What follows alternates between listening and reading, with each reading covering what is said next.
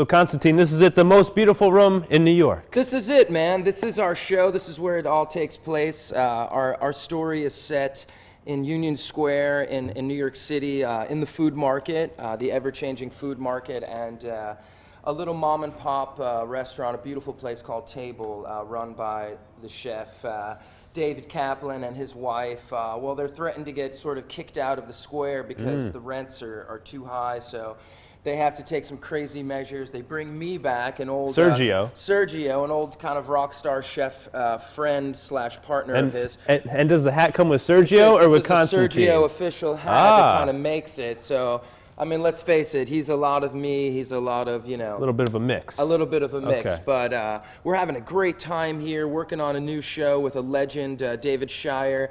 Gordon Edelstein, the artistic director of The Long Wharf, is directing the show. Very cool. Adam Gopnik, the famed New Yorker staff writer. This is one of his first efforts, so we're really excited. We had a great opening the other night. How much time do you put into something like this? Because, I mean, you walk around, all the props, everything here on the set. How long does it take you guys to really get everything in order? Well, when it's a new show, when you start from the beginning, which is like every actor's dream, of course, it can vary, the rehearsal time. It really depends on sort of the contract and the theater and whatnot. They did allow for extra rehearsal time, thank goodness, because we had an actor change just about 8 days before we opened the show. I'm in the show. That's the news, right? You're in, dude. I'm in it. This is it. And I'm the bartender, right? I'll be over here.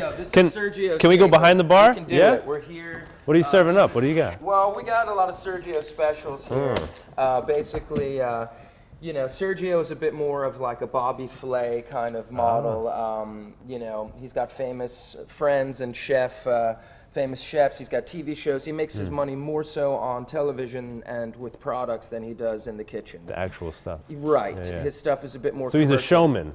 He's a showman, and the soul man is David Kaplan, the owner of Table, before it becomes Sergio's Table. It's, you know, really a story about family and love and, you know, how you measure success, really. You know, on one hand, a very well-respected chef who's maybe not as successful but has a loving family. And then you have the sort of narcissistic, you know, rock star chef who's alone.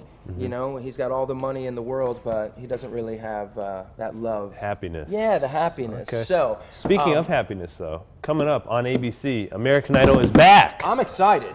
Yeah. I hope they call me. Hey, I'm available, guys. I could sit in the judge chair. I did some mentoring last season and was a big part of the finale, and it was such a thrill. And to work with young people is a passion of mine, too, and I'm good at it. See, I'm not Kelly Clarkson. I'm not a pop star. Right. He's a rock star. But I have the body of work, you know? Like, they can't all be rock stars and pop stars. They have to learn how to survive in a business 10, 12 years. Which is what you've been doing with all the shows here? Build like, you know, a nice work portfolio. Yeah. And how about slow burn? A little inside baseball here with American Idol coming back. Do you have any insight on judges, show format, anything like that?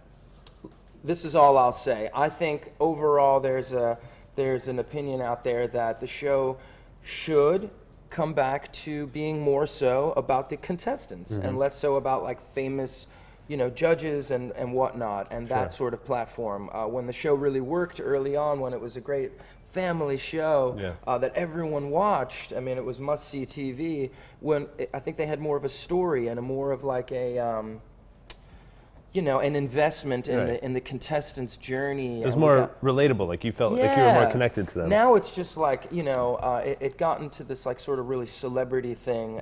I think if they manage, especially now they're at Disney, I think they're going to find a great home there. I think it's going to be awesome. Now, during your season, did you have a favorite judge or a least favorite judge?